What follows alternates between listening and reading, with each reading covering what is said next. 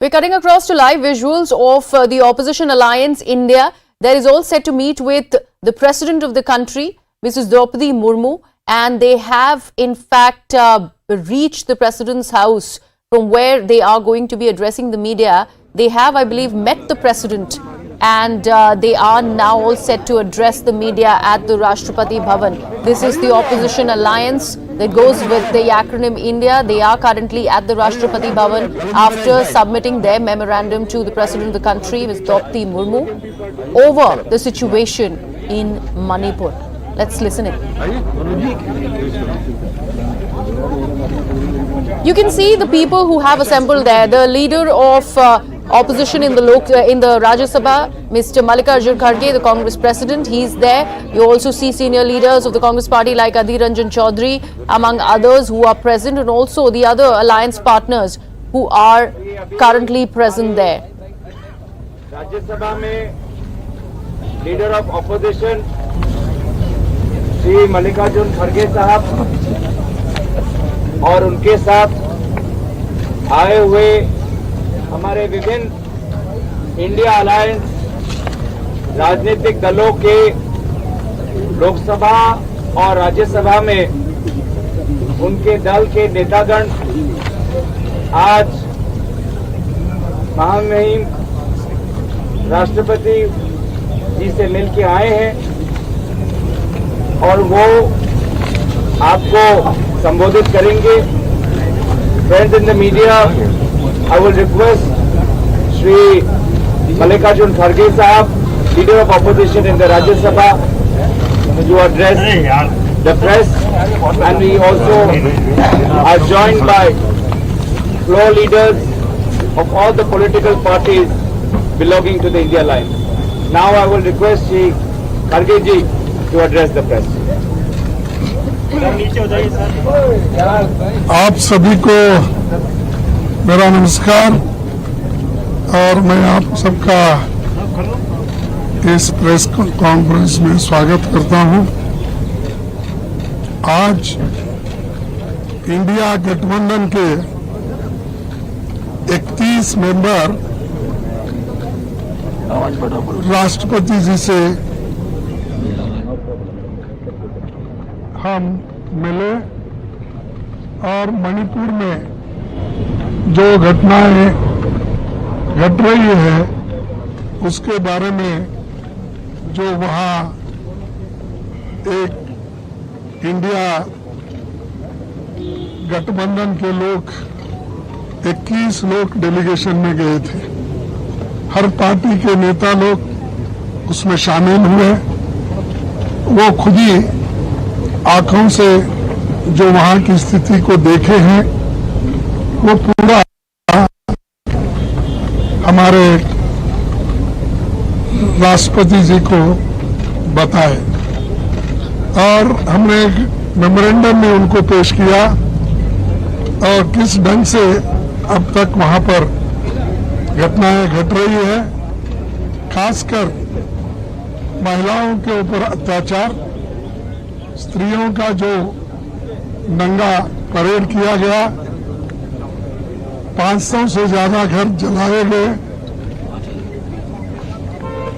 5000 घर जलाए गए और हमारे 200 से ज्यादा लोग मर चुके हैं और 500 से ज्यादा घायल हो चुके हैं.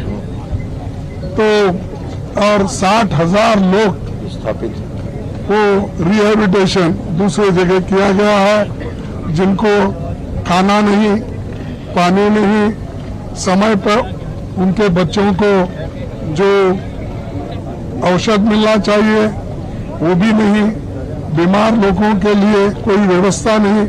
ऐसी परिस्थिति में वहाँ लोग रह रहे हैं.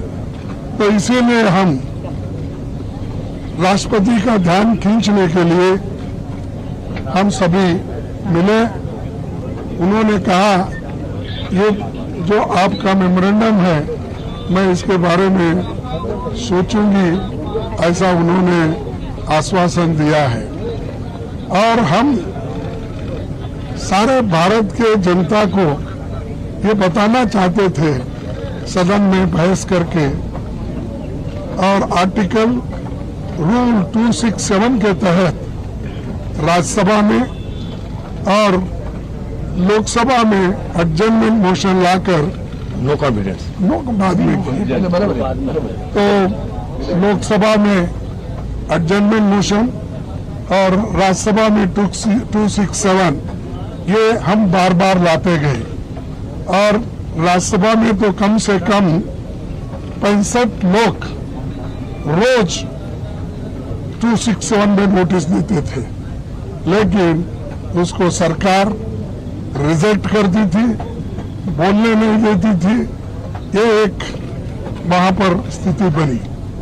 और दूसरा, लोकसभा में जब एडजर्नमेंट मोशन देख कर थक गए थे, तो आखिरी में अपनी बात रखने के लिए उन्होंने नो कॉन्फिडेंस मोशन मूव किया गया है, और वो आज लेना था, लेकिन ये आखिरी में रखकर ये भी उन्होंने तय कर लिया है कि 2 दिन इसका बहस चले, फिर 1 दिन रिप्लाई दिए और हाउस एडजर्न हो जाएगा। तो मकसद क्या है? चीजों को डिस्कस करने नहीं देना, समय नहीं देना, ये एक मकसद सरकार का है। और आखिरी में वो रिप्लाई देकर चले जाएंगे। तो हम इसीलिए हम चाहते थे कि जल्द से जल्द उसको चर्चा में लाना चाहते थे, ताकि हम उसको फिर काउंटर रिप्लाई और हमारे पास जो भी इंफॉर्मेशन है वो शेयर करना चाहते। वो भी मौका हमको मिलने वाला नहीं है, ऐसा मुझे दिख रहा है। अब राज्यसभा में भी बार बार हम उठा रहे हैं, वहां पर भी यही स्थिति है, हमको बोलने नहीं दे रहे। यहाँ तक कि मेरे माइक को उठते ही ऑफ कर देते हैं। अपोजिशन पार्टी के लीडर को जितना रूलिंग पार्टी के लीडर को महत्व देते हैं, हाउस ऑफ द लीडर को उतना ही हमको महत्व देते हैं। यह आश्वासन हमारे चेयरमैन साहब ने हमको दिया था, हाउस में कहा था, लेकिन मुझे मालूम नहीं हो रहा क्यों कि हम जब उठते हैं वो तो आप बोलते हैं 2 मिनट में मेरा माइक बंद, 2 मिनट नहीं 2 सेकेंड में मेरा माइक बंद होता है। तो इससे यही जाहिर होता है कि डेमोक्रेटिक मेथड्स और डेमोक्रेसी के तहत ये लोग चलना नहीं चाहते, संविधान को बचाना नहीं चाहते और डेमोक्रेसी के उसूलों के तहत चलना नहीं चाहते। तो इसलिए हम एक होकर मजबूती के साथ लड़ रहे और लड़ते रहेंगे। और दूसरी बात भी हम वहां पर बताए, जो वहां पर सरकारी मुझे कहाँ से वहां पर वेपन आ रहे, मुझे हमारे ललन सिंह साहब ने बताया कि जो वहां पर हजारों